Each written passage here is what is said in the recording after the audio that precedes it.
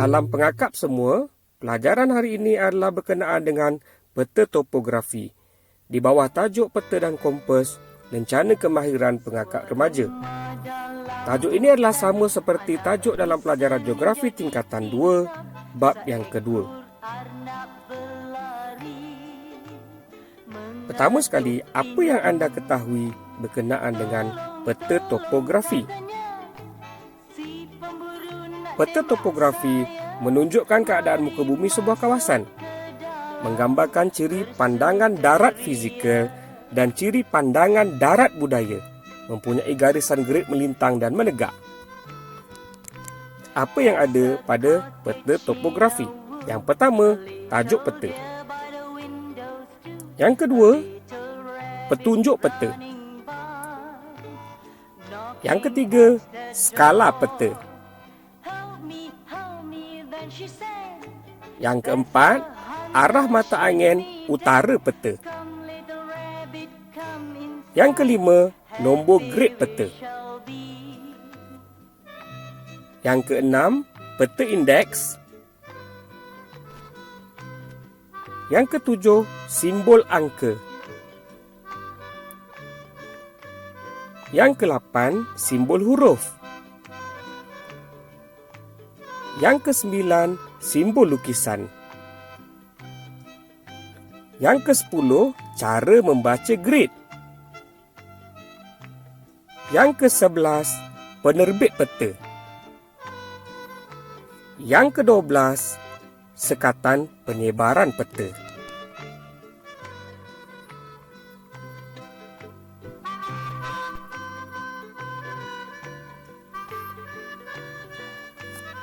Dalam peta topografi, kita boleh bahagikan kepada dua ciri, iaitu pandangan darat ciri budaya.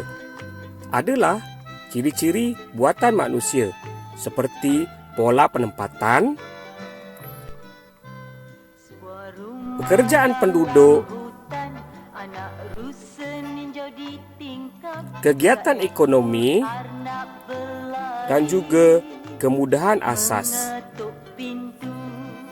Ciri yang kedua adalah berkenaan dengan pandangan darat ciri fizikal, iaitu ciri-ciri semula jadi. Contohnya seperti bentuk muka bumi, tumbuhan semula jadi, dan juga saliran, kolam, empangan, sungai dan sebagainya. Seterusnya kita akan lihat berkenaan dengan garisan grid. Garisan grid adalah garisan yang dilukis dalam peta topografi, dinamakan sebagai garisan timuran dan garisan utaraan. Apa yang dimaksudkan dengan garisan timuran? Garisan ini dilukis secara menegak dalam peta topografi. Ia bertujuan untuk menunjukkan kedudukan sesuatu tempat ke arah timur peta topografi. Garisan grid ini dinomborkan dan bertambah ke arah timur. Lihat gambar rajah.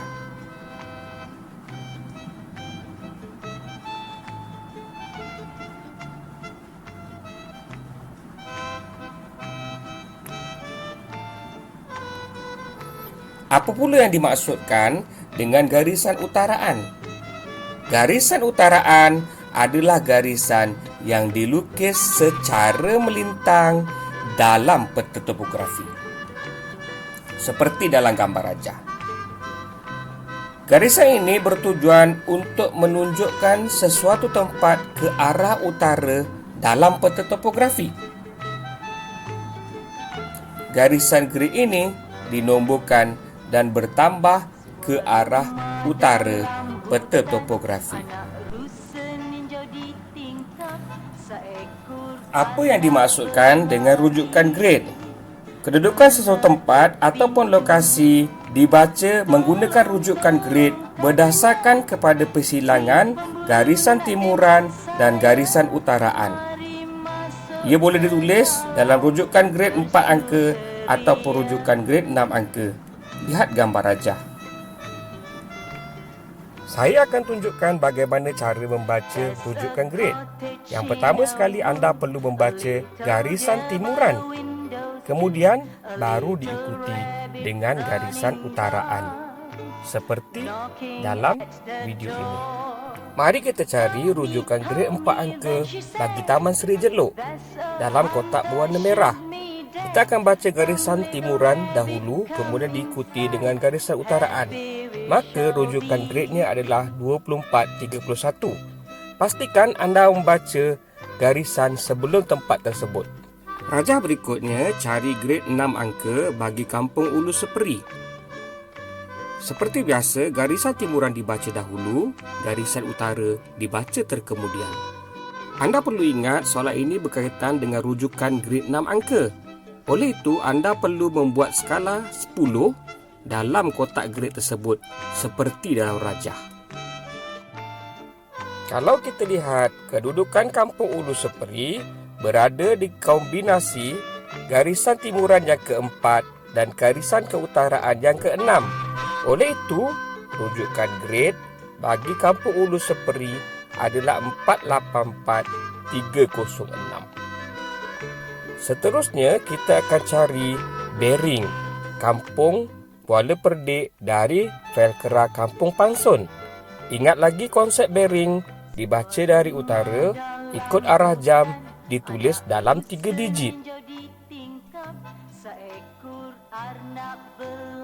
Kita akan lukiskan satu garisan utara di Velcra Kampung Pansun dan satu garis lurus menuju ke Kampung Kuala Perdik seperti dalam rajah. Menggunakan jangka sudut, ukur sudut garis tersebut. Maka bearingnya adalah 240 darjah. Seterusnya, kita akan cari bearing Kampung Haji Palil dari Kampung Micu. Kita perlu melukiskan garis utara pada Kampung Micu dan satu garis lurus terus menghubungkan Kampung Haji Palil seperti dalam gambar rajah. Dengan menggunakan jangka sudut, ukur sudut tersebut, maka bearingnya adalah 65 darjah.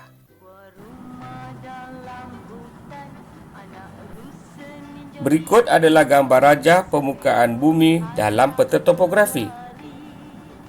Muka bumi dibahagikan kepada yang pertama, tanah tinggi, tanah pamah, pinggir laut dan saliran. Garisan kontur dilukis dalam peta topografi bagi menggambarkan kawasan tanah tinggi.